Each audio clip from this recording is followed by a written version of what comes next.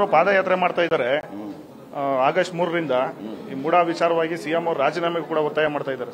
ಈಗ ಮುಖ್ಯಮಂತ್ರಿಯವರು ಈಗಾಗಲೇ ಹೇಳಿದ್ದಾರೆ, ಮೂಡಾ ವಿಚಾರದಲ್ಲಿ ಎಲ್ಲ ಲೀಗಲ್ ಆಗಿದೆ. ಅದು ಯಾವುದಾದ್ರೂ ಇಲ್ಲೀಗಲ್ ಬಿಟ್ಟು ಅವರನ್ನು ಹೇಳಿದಾರ?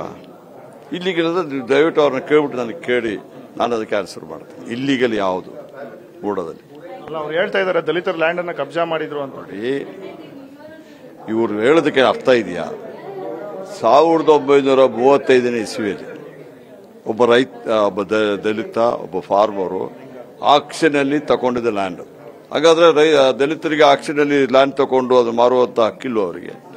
ಇವ್ರು ಹೇಳ್ತಾ ಇರೋದು ಅದು ಗ್ರ್ಯಾಂಡ್ ಆಗಿದ್ದಾರೆ, ಅವ್ರು ಹೇಳೋದು ಒಪ್ಕೊಳ್ತೀನಿ. ಆಗ ಈ ಆಕ್ಟ್ಗಳು ಕಂಡೀಷನ್ಸ್ ಎಲ್ಲ ಅಪ್ಲೈ ಆಗ್ತದೆ.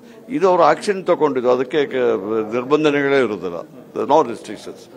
ಅವರ ಪಾದಯಾತ್ರೆ ವಿರುದ್ಧವಾಗಿ ತಮ್ಮ ಒಂದು ಸರ್ಕಾರದಿಂದ ಹೋರಾಟ ಏನಾದರೂ ರೂಪಿಸ್ತೀರಾ ಸರ್? ನೋಡಿ, ಅವರ ಪಾದಯಾತ್ರೆ ವಿರುದ್ಧವಾಗಿ ನಾವು ಹೋರಾಟ ಮಾಡಬೇಕು ಅವಶ್ಯಕತೆ ಇಲ್ಲ. ನಮ್ಮ ಪರವಾಗಿ ನಾವು ಹೋರಾಟ ಮಾಡ್ತೀವಿ ಹೊರತು ಇನ್ನೊಬ್ಬರ ವಿರುದ್ಧವಾಗಿ ನಾವ್ಯಾಕೆ ಮಾಡೋದು? ಸಿಎಂ ಡಿಸಿಎಂ ಅವರು ಮತ್ತೆ ಕೆಲವು ಸಚಿವರು ಕೂಡ ಇವತ್ತು ದೆಹಲಿಗೆ ಹೋಗಿದ್ದಾರೆ.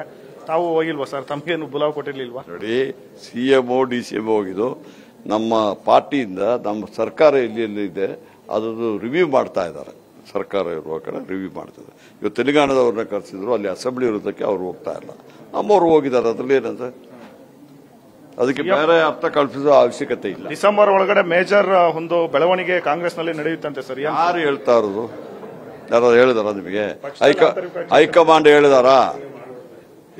ACC ಪ್ರೆಸಿಡೆಂಟ್ ಹೇಳಿದಾರ? ACC ಜನರಲ್ ಸೆಕ್ರೆಟರಿ ಹೇಳಿದಾರ? ಯಾರು ಹೇಳಿದ್ರೆ ನಾನು ನಿಮಗೆ ಉತ್ತರ ಕೊಡ್ತೀನಿ. ಅವ್ರದ್ದು ಸಿಎಂ ಬದಲಾವಣೆ ಅಂತ ಏನಿಲ್ವಾ ಸರ್? ಯಾರು ಹೇಳ್ತಾ ಇದ್ದಾರೆ? ಸಿಎಂ ಇದಾರಲ್ಲ, ಬದಲಾವಣೆ ವಿಚಾರ ಯಾಕೆ ಬರಬೇಕು?